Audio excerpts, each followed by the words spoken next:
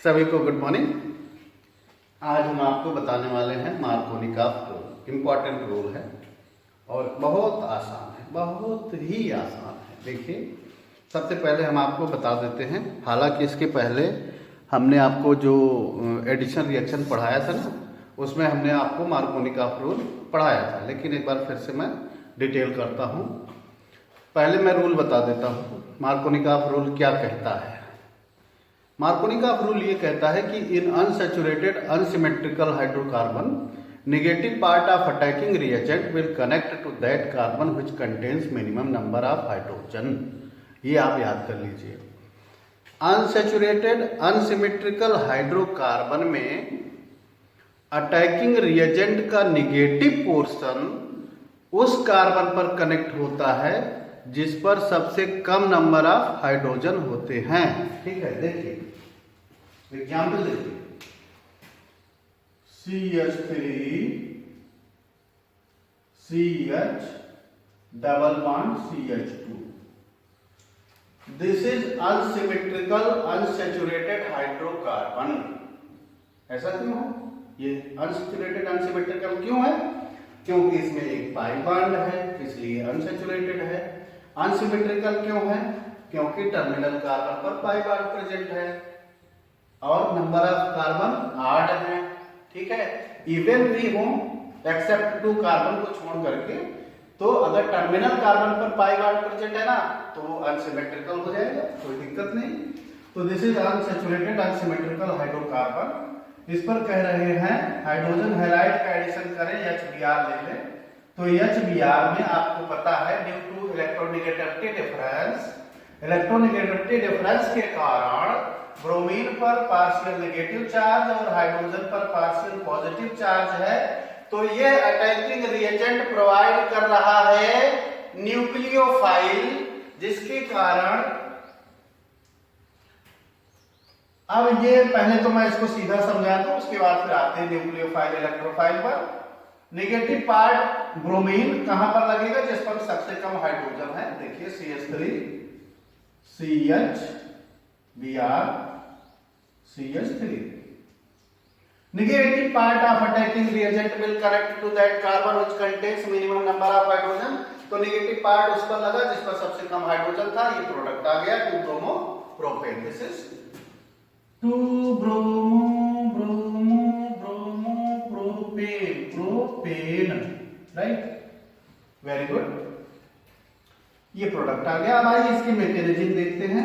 Mechanism ही समझाने के लिए मैंने ये वीडियो आपको बनाया है, तो मैकेनिज्म समझाता हूं मैं आपको। देखिए, आपका कंपाउंड है CH3 CH double bond CH2 plus. अब इसमें देखिए जो हाइड्रोजन है उसको उसका इन्फ्लुएंस देखेंगे सबसे पहले H प्लस। ठीक है, अब आप देखिए यहां पर 2 प्रोबेबिलिटीज आपको दिखेंगे, दोनों प्रोबेबिलिटीज में बनाऊंगा। अगर ये है पाई बॉन्ड यहां पर शिफ्ट होगा ड्यू टू इलेक्ट्रोमैग्नेटिक इफेक्ट, है ना, इन्फ्लुएंस ऑफ अटैकिंग रिएजेंट के कारण, तो ये कार्बन पॉजिटिव, ये कार्बन नेगेटिव। तो जो कार्बन नेगेटिव उस पर ये हाइड्रोजन पॉजिटिव है, कनेक्ट होगा। तो अगर ये कार्बन एक्सेप्ट किया, ये नेगेटिव हुआ, तो ये हाइड्रोजन इस पर शिफ्ट होगा और ये हो जाएगा CH3 CH, ये आ गया प्लस और ये हो गया CH3।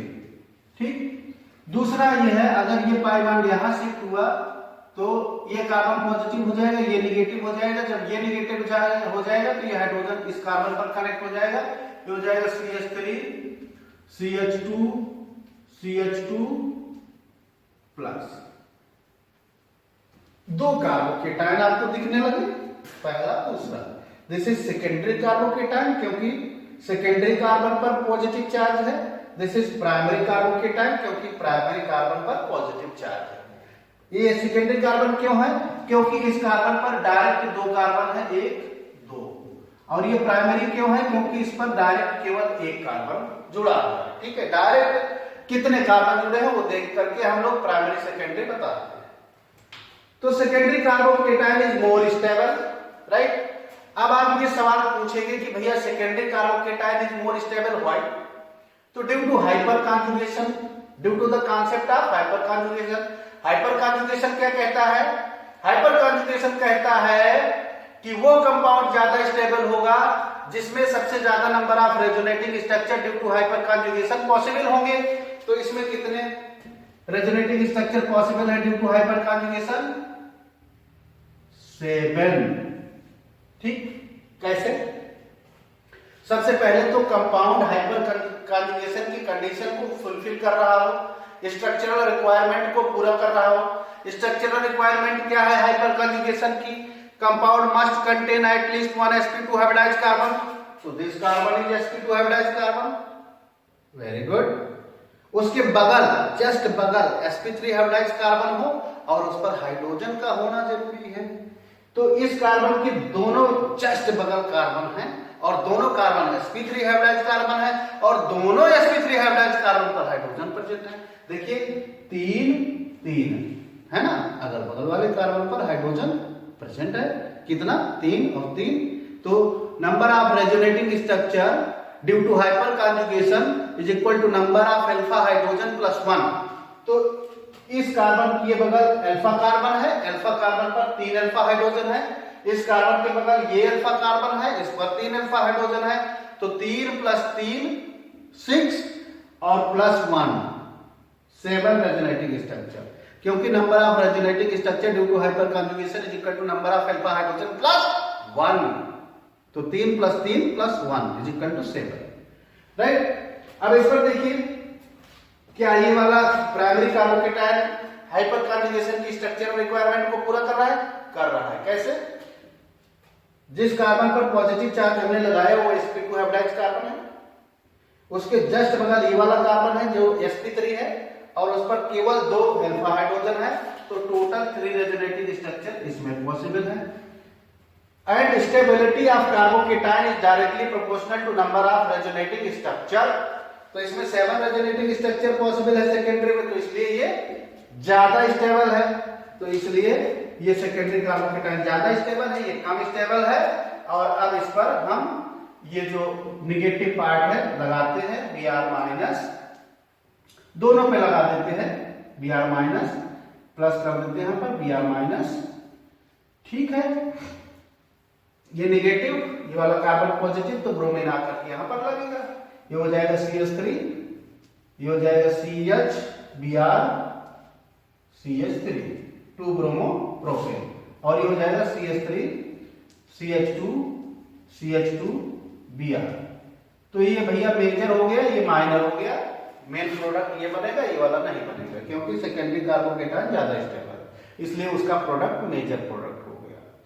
वेरी सिंपल, और आपको समझ में भी आ गया होगा डेफिनेटली। Very good. तो इसलिए आप लोग मार्क ब्रेक ऑफ में एडिशन में नेगेटिव पार्ट उस कार्बन पर कनेक्ट करते हैं जिस पर minimum number of hydrogen present होता है। Very good. आइए हम लोग अब देखते हैं anti Markovnikov addition.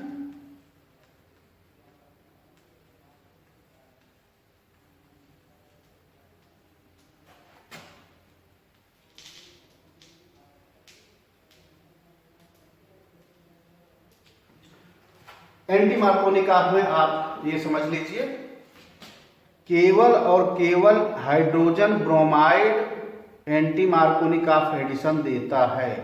Only and only hydrogen bromide undergoes anti Markovnikov addition in presence of peroxide. ठीक है, केवल और केवल हाइड्रोजन ब्रोमाइड, और वो भी पेरोक्साइड की प्रेजेंस में एडिशन रिएक्शन देता है। अगर पेरोक्साइड नहीं है तो सिंपल मार्कोनिक ऑफ एडिशन देगा, और अगर अनसैचुरेटेड अनसिमेट्रिकल एल्कीन है उस पर हाइड्रोजन ब्रोमाइड आपको ऐड करना है और हाइड्रोजन पेरोक्साइड की प्रेजेंस है तो आपको एंटी मार्कोनिक ऑफ एडिशन में जाना होगा। देखिए, सबसे पहले रिएक्शन लिखूंगा CH3 CH double bond CH2 plus HBr। HBr ले लिया हमने, ठीक है, और यहां पर हम लिखेंगे पेरोक्साइड, पेरोक्साइड। दिस में भी हाइड्रोजन पेरोक्साइड, दिस में भी बेंजोइल पेरोक्साइड, राइट, कुछ भी हो सकता है।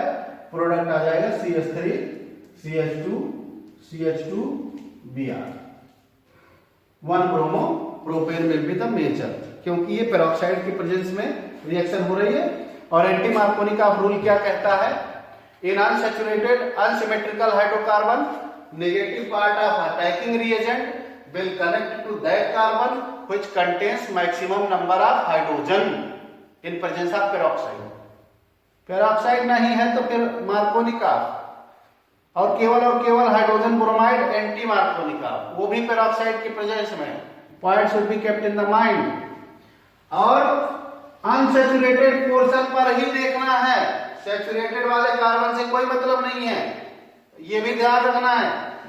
नहीं तो इस कार्बन पर ब्रोमीन लगा के खुश हो जाओ आप, इस कार्बन पर ब्रोमीन नहीं लगाना। Okay, good. आइए अब इसकी हम लोग देखते हैं mechanism of anti Markovnikov addition.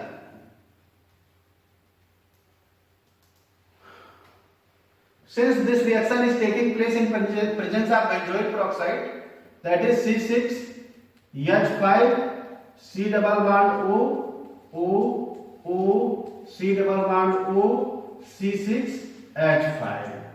Oh my God, this is benzoyl peroxide. Such a huge formula, but very simple. In presence of light, it will undergo the homolysis. LYSIS।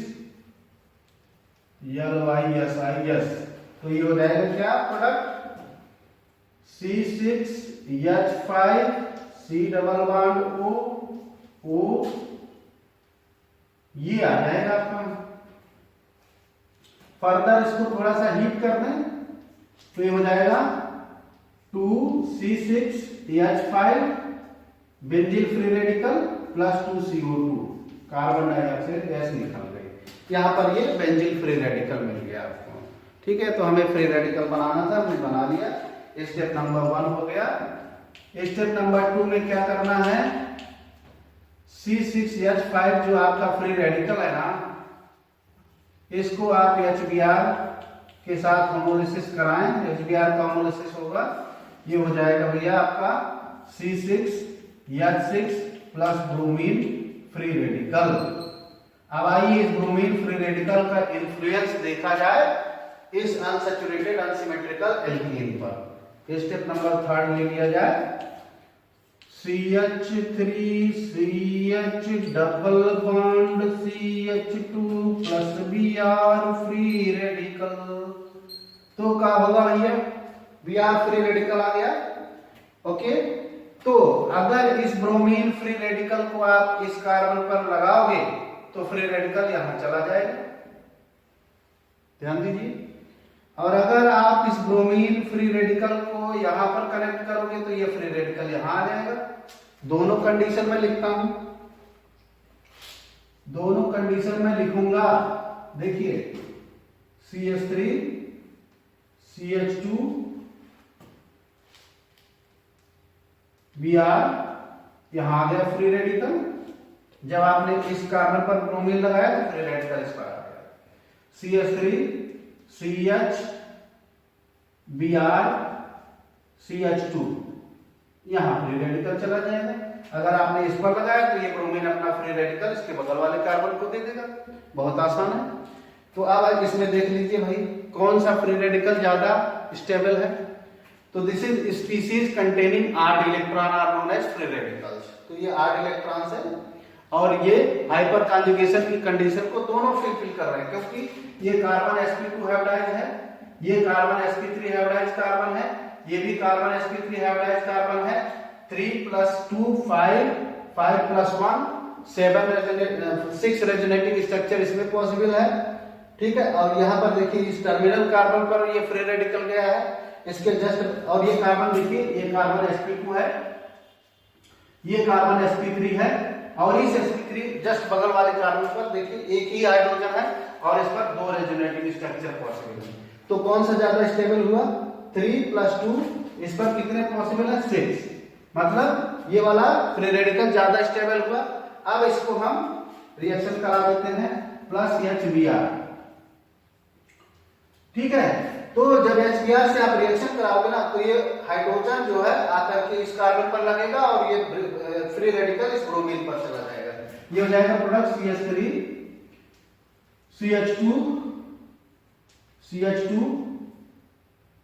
Br, यहां पर लिख देता हूं CH2Br plus Br free radical, ये निकल गया। और अगर आप इस यहां पर करें HBr, ठीक है, तो ये हाइड्रोजन यहां लगेगा, HBr का ये हाइड्रोजन यहां पर लगेगा और ये फ्री रेडिकल इस ब्रोमीन के साथ एलिमिनेट हो जाएगा।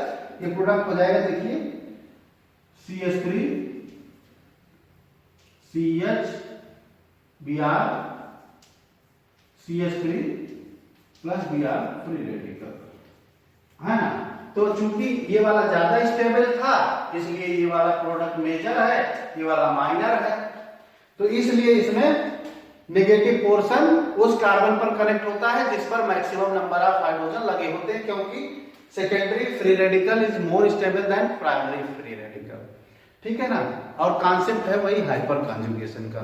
तो बहुत आसान है आपको समझने के लिए, थोड़ा सा ध्यान देना है, कोई दिक्कत आपको होने वाली नहीं है, बहुत आराम से इसको कर लोगे।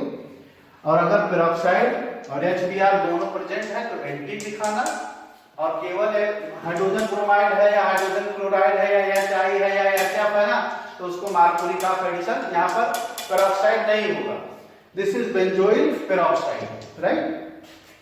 तो ये है मैकेनिज्म मार्कोनिक ऑफ रूल और एंटी मार्कोनिक ऑफ रूल की। तो इसको आपको होपफुली आपको समझ में आ गया होगा। Thank you, have a nice day, take care, be careful.